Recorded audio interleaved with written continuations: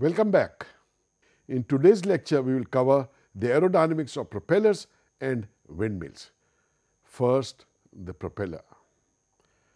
A propeller is a screw-like rotating device which rotates to produce thrust. It has multiple blades.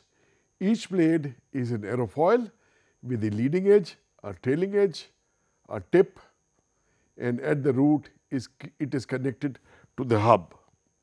Let us consider a propeller in which the blade is in the horizontal position and is rotating at an angular speed of omega counterclockwise. Let's take the section of a propeller at a radius r from the axis. This looks like an aerofoil.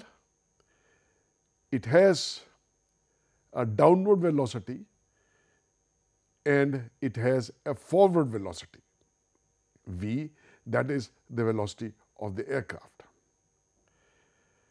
Now, in a frame of reference fixed with the propeller, we can consider the velocities to be in the reverse direction, so that the resultant velocity vector to the aerofoil is like this. Now, this means that we have an aerofoil that is flying into a wing at a small angle of attack. This angle phi at which the wind is coming is more than the angle the chord makes with the horizontal direction, and so there is an effective angle of attack. We call the angle that the chord makes with the vertical as the pitch angle.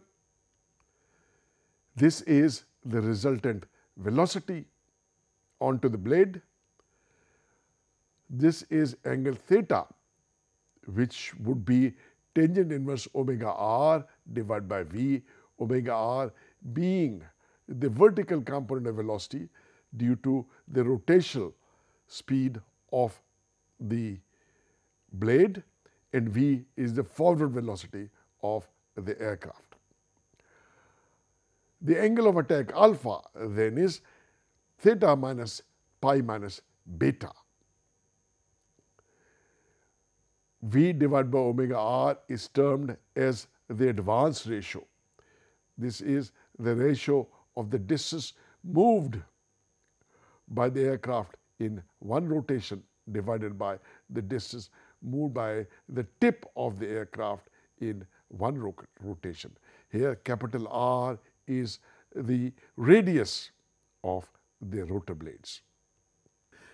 Let us consider the forces that they result. The air is coming to the aerofoil at a small angle alpha. Because of this, a lift results which is perpendicular to the direction flow, and a drag force results which is in the direction of the relative wind. Because of this, the resultant force on this propeller element is shown by this blue arrow. We resolve this resultant force into a component which is thrust-like, it is in the forward direction, and a component which is radial. This component of thrust can be determined from the lift component and the drag component. The radial component will produce a torque that will need to overcome by the engine that is revolving the propeller. The contribution to thrust from this figure we can see is L sine theta minus D cosine theta, while the contribution to torque would be the radial element of the force, which is L cosine theta plus D sine theta multiplied by the radius r at this location. The total thrust and the total torque are obtained by integrating this elemental thrust and elemental torque over the entire R from the root to the tip of the rotor blades. The L and D value will depend upon the velocity V, the location R along the blade, and on the density of air.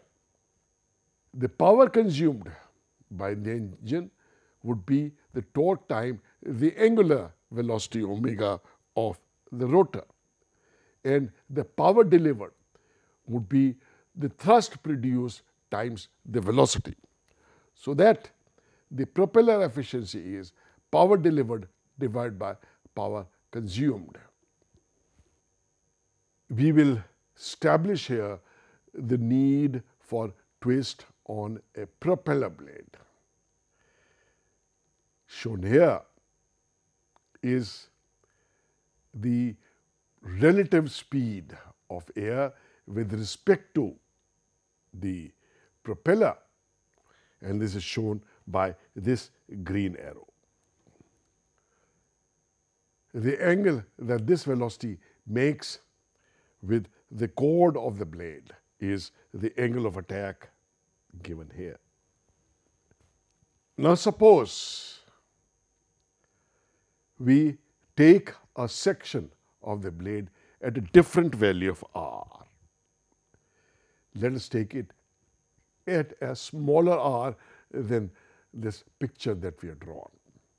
The forward velocity is the same, and because of this red arrow gives you now the relative velocity of wind at this section of the blade, which is at a location inwards of the earlier section at which the relative velocity is V. And so, when we transfer it to the blade, this is what the relative velocity is. And you see clearly the effective angle of attack has decreased. So, the blade would act differently than it was acting at that R. For a blade to be acting at its most efficiency, we need to keep the L by D ratio, that is lift to drag ratio, or CL by CD ratio, fixed at the optimum. And if we keep it to optimum, there is an optimum angle of attack that must be maintained throughout the length of the blade. And this is possible only if we twist the blade. We will twist the blade so that it is a higher beta towards the root than at the tip. Beta should increase towards the root. If we take a rotor blade, a propeller blade, the propeller blade has a very coarse pitch at the root compared to the pitch at the tip of the blade. The propeller blade angle changes from coarse to fine, from root to tip. To analyze the propeller performance, we do a similarity analysis. The governing laws are three that are important.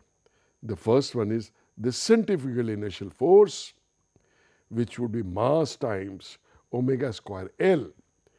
So the scale factor for the centrifugal inertial force would be K rho, K omega square, K L raised to power 4. The streamwise inertial force is mass times the streamwise acceleration, which is V dV by ds, and that gives you a Kfi of K rho, kV square KL square. Similarly, the viscous force is the area times the viscous shear stress, which is mu dV by dN. And that in scale factors terms gives you Kf mu is equal to K mu Kv KL. From this, we establish the similarity rule that Kv by K omega KL should be 1 and K mu Kv divided by K rho K omega square KL raised to power 3 should be 1. From the first one, we obtain the pi number V divided by omega L. We use L as the diameter of the propeller and V characteristic is the forward velocity of the aircraft. The second parameter is mu V divided by rho omega square L cube. And you can see this is like a Reynolds product of Reynolds number and the first parameter that we obtained earlier. So any non-dimensional parameter or variable which is dependent should be a function of V divided by omega L and mu V divided by rho omega square L cube and the geometry including the pitch angle. It is conventional to take V naught, the velocity of advance, as the characteristic velocity, the diameter d of the propeller as the characteristic length, and then the independent parameter reduced to velocity ratio Ve is equal to V naught divided by omega d and Reynolds number rho omega d square by mu. Note that in some aviation literature, the velocity ratio is replaced by the advance ratio J, defined as the ratio of the distance moved by the propeller in one revolution to the diameter of the propeller. V naught divided by Nd, where N is in hertz, the number of revolutions per second. Thrust of the propeller is like a force, so K thrust is K rho Kv square KL square, and by replacing Kv by K omega KL, we obtain thrust as K rho K omega square KL raised to power 4. From this, we obtain the pi number. Thrust T divided by rho omega square d4 as the dependent pi, the dependent parameter, and thus the thrust coefficient is defined as thrust divided by rho omega square d4, and it should be a function of the advance ratio, the Reynolds number, and the geometry. The dependence on Reynolds number is rather low for large Reynolds number for which most propeller operate, so that the thrust coefficient is largely a function of the advance ratio for a given propeller with a given geometry. The typical performance curves, the thrust coefficient versus advance ratio, look like this for different blade angles, for different pitch that we adjust. These are the propeller curves for a propeller numbered 58689, which uses Clark Y aerofoil. The torque Q at the shaft is the moment. So KQ is like K force into KL, and that gives you K rho K omega square KL raised to power 5. This gives Q divided by rho omega square d5 as a dependent parameter, and we define a torque coefficient CQ as Q divided by rho omega square d5, which should be a function of advance ratio, Reynolds number, and geometry. The power supplied to the propeller is torque times the angular speed of the propeller. So Kp in, the scale factor though for the input power is Kq times K omega, which is K rho, K omega cube, Kl raised to power 5.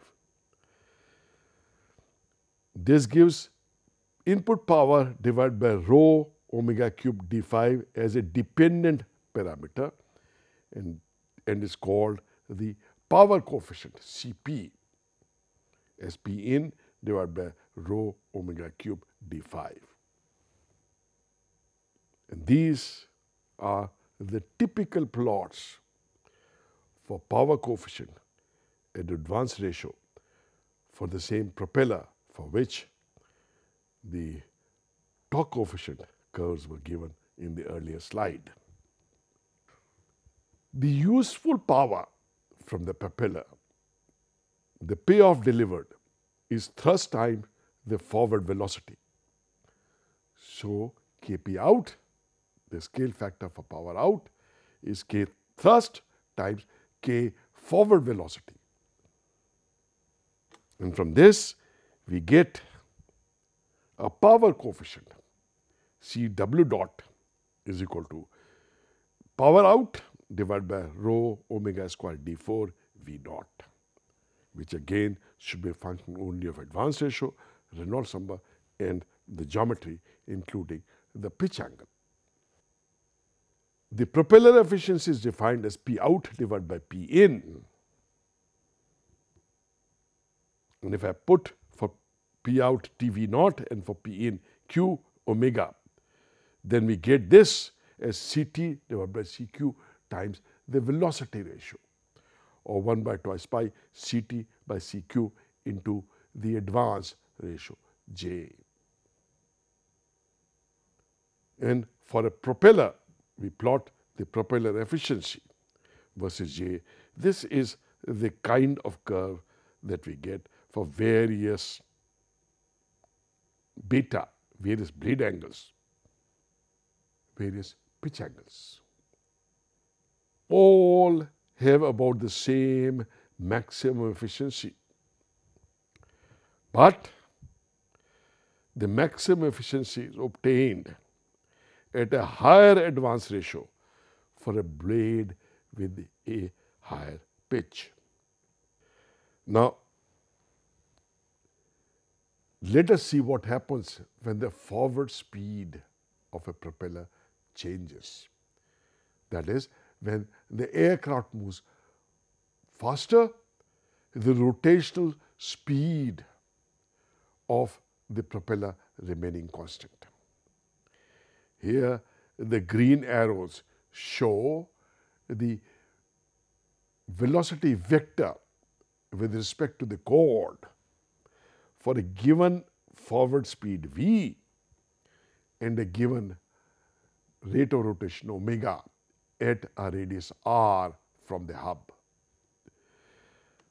Now, as the forward speed increases, the resultant velocity given by this arrow is now inclined at a different angle. When I transfer it to the aerofoil, the velocity comes here. This results in a lower angle of attack if no changes are made in the blade geometry.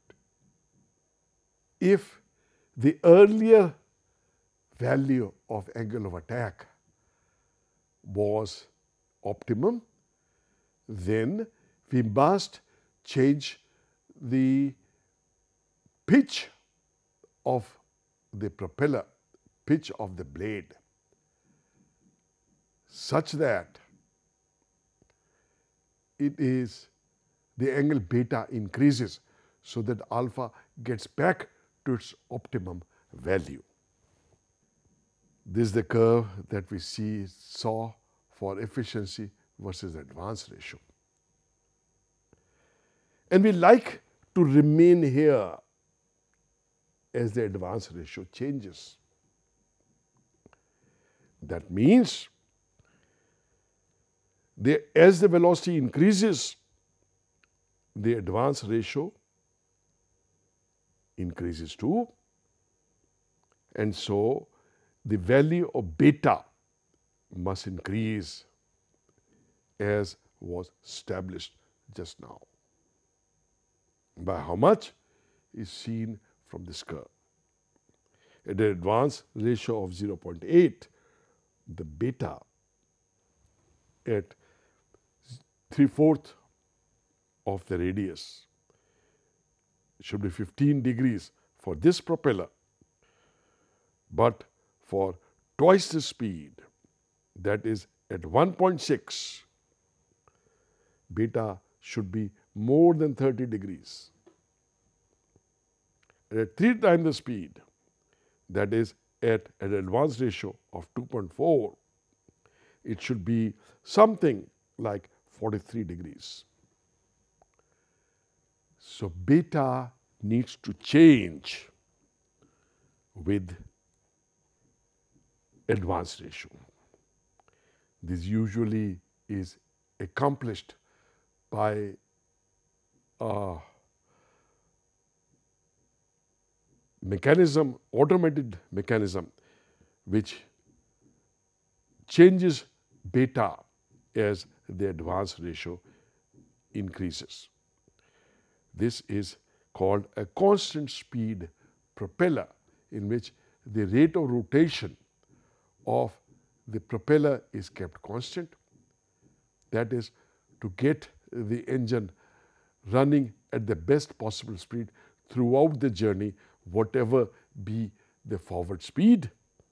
And so we have a constant speed propeller, but we change the pitch depending upon the forward speed of the aircraft.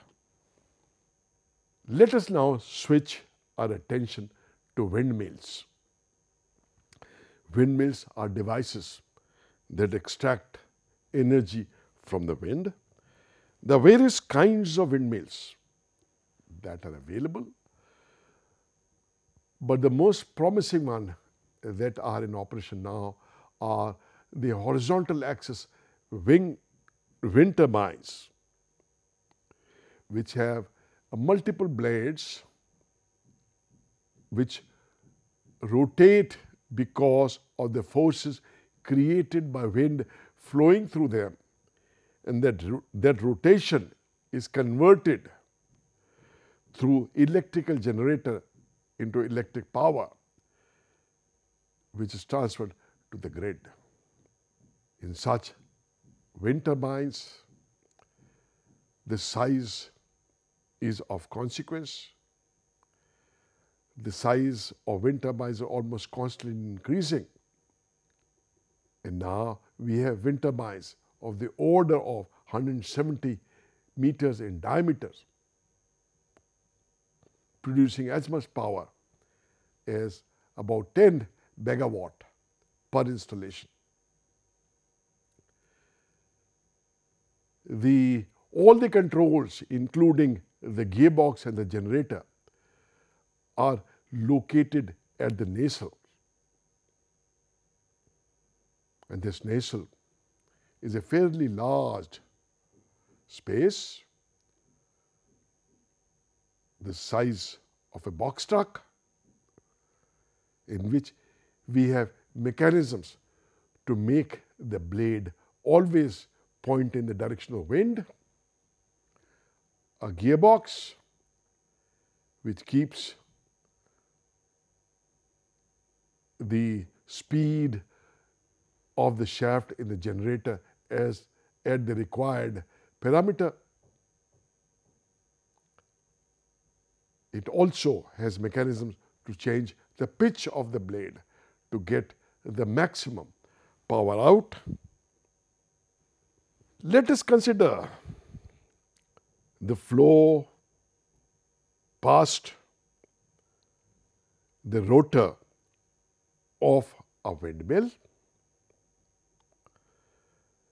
Let us consider that these two black curvilinear lines represent the slipstream line. This is this is the set of streamlines which constitute the slip stream tube. This is the tube in which all the action is. We assume that outside this, the disturbance in the flow is very little. Whatever is the fluid that enters the stream tube at the left end leaves at the right end. Since we extract energy in a windmill, this means that the velocity must decrease. And therefore, the cross-sectional area A2 is larger than the cross-sectional area A1. And that's why the shape of the steam tube is as is. Let the velocity V of the air at the disk of the windmill be V. It will produce a force F in the forward direction. This is a force that is slowing down the fluid. The mass balance through this steam tube gives rho A1 V1 is equal to rho A2 V2, and we denote it with m dot. We have the momentum equation minus F, the force that is applied on the fluid, is rho A2 V2 square minus rho A1 V1 square, and which can be written as m dot times V2 minus V1. We also use the energy equation in which Ws dot, the energy extracted per unit mass throughput, is 1/2 V2 square minus V1 square. And since the energy extracted must be minus F times V, we multiply F by V and equate it to m dot 1/2 V2 square minus V1 square. This gives us the value of velocity at the disk to be the average of the velocity far upstream and far downstream.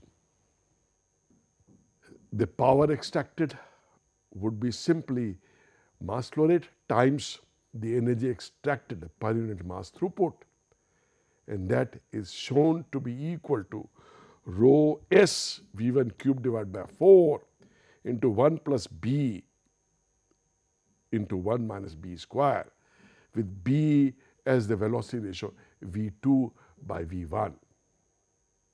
We define the performance coefficient of the windmill as the power extracted divided by what was the power available in the incoming stream in the slip stream tube, and that is rho S V1 times V1 square divided by 2. And so the power coefficient value is 1/2 1 plus B into 1 minus B square. It's an interesting result. As B changes, one parameter goes up, the other goes down, and so there's a maximum value of the Cp.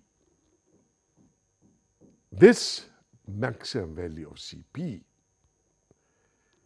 which occurs at a value of B equal to 0.33, is known as the Betz limit.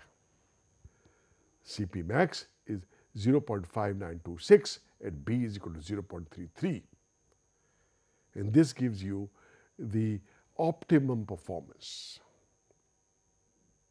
These curves show how the pressure vary in the slip stream tube, increasing from upstream to the rotor disk, decreasing abruptly at the rotor disk, and then increasing back up to the atmospheric pressure after the rotor disk. The wind speed is decreasing from the initial velocity v1 to the final velocity, which is 1/3 v1, with the velocity at the disk being the average of the two velocities, 2/3 v1. The windmills can also be analyzed by a blade element theory. We consider here the section of a blade at a radius r. This is going down. So there is a velocity v0 coming on to this blade horizontally. And since the blade is moving down, the relative wind speed, because of rotation, is omega r upwards, so that this dark black arrow represents the relative velocity. This relative velocity results in a lift force. So elemental lift, because of a small element at radius r, is dl, which would be like this, and a drag force dd, so that the dark blue arrow shows the net resultant force on this blade element.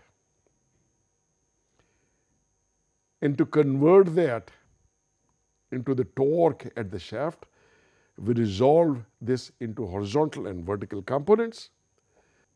dt is then a component in the axial direction. This would need to be resisted by the thrust bearing of the rotor. And a radial component dr, which would produce a torque dr capital times the radius, and which would tend to rotate the blade in the required direction. This is the torque that overcomes friction and produces the power. This is the energy produced by this is now absorbed by the generator in producing power. As the velocity v increases, the velocity of the wind as it increases, the angle of the resultant force is such that it's pointed more in the direction, downward direction, and so dr increases. The radial component of the force increases. This increase in the radial component of force increases the rotational speed, or tends to rotate to increase the rotational speed of the rotor. If the wind is too fast, then the rotational speed could become very large and could damage the structure. That is why we use feathering and brakes to keep the speed in control. We have shown here that if the velocity of the wind horizontally increases, the resultant velocity has increased and it is at a lower inclination, and so the lift force is more pointing downwards, and that results in a much larger radial force. This is the typical power output curve against wind speed. There is a cut in wind speed. We arrange the electronics such that the brakes are applied till the wind reaches a minimal level, because below this, the speed of the rotor would be too low and we would not have efficient production of electricity, or the frequency of the power produced would be too low. And therefore, there is a minimum speed at which we cut in the rotation of the blades, and then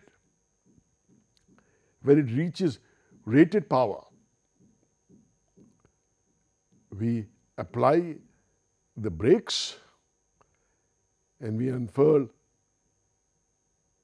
the pitch of the blades so that the speed does not increase any further. Otherwise, the blade would run away and break down. There are two kinds of machines that are in operation. One is in which we maintain the constant tip speed. That is, we maintain a constant rate of rotation. The advantage of constant rate of rotation is that then the power produced is at a constant frequency, because the frequency of AC power that is produced in the generator depends upon the rotational speed and the number of poles. So if the speed changes, the frequency changes. The other operation is when we do not take the speed constant, then the AC power that is generated needs to be converted into DC power by rectification, and that DC power is then converted back into an AC power of the desired frequency. This three-dimensional curves shows the maximum power that is produced as a function of rotor diameter and wind speed. There are other kinds of windmills rotors. One is the Savonious rotor. The schematic of a Savonious rotor is shown here. It is a vertical axis windmill. Most anemometers that measure the wind speed are Savonious turbines. These turbines are not very efficient, but are very reliable and very inexpensive. So in anemometer, where reliability is more important than the power output, we use Savonious rotors. Much larger Savonious turbines have been used to generate power on ocean buoys, where again the reliability and the need for service and maintenance should be low. Unlike with the horizontal axis wind turbine, no pointing mechanism is required to allow for shifting wind direction. Savonious and other vertical axis machines are good at pumping water and other high torque but low RPM applications, and are not usually connected to electrical power grids. Tip speed ratio is a very important parameter in horizontal axis wind tunnels. Too low tip speeds, the air passes through without much interaction. And too high tip speed results in increased drag and therefore lower efficiency. The optimal value of the tip speed ratio, which is defined as omega r divided by V naught, depends upon the blade profile and the number of blades used. For three-bladed turbines, which are very common commercially, the optimal value of TSR is between 6 and 7. This diagram shows you the power coefficients plotted against the tip speed ratio, the ratio of the tip speed to wind speed. The top curve is the best limit, the maximum efficiency that you can obtain. The Dutch four-armed windmills have a curve like this. The American multi-blade turbine has a curve like this. Savonious Rotor is not very efficient and works with lower tip speed, would give a curve like this. And 2 to 3 blades horizontal axis turbines will give you the best efficiency at relatively high tip speed ratio of 6 to 7. And this is the Darius rotor, in which again no pointing mechanism is required. These are a number of aerofoils which are arranged to rotate about a vertical axis. Thank you very much.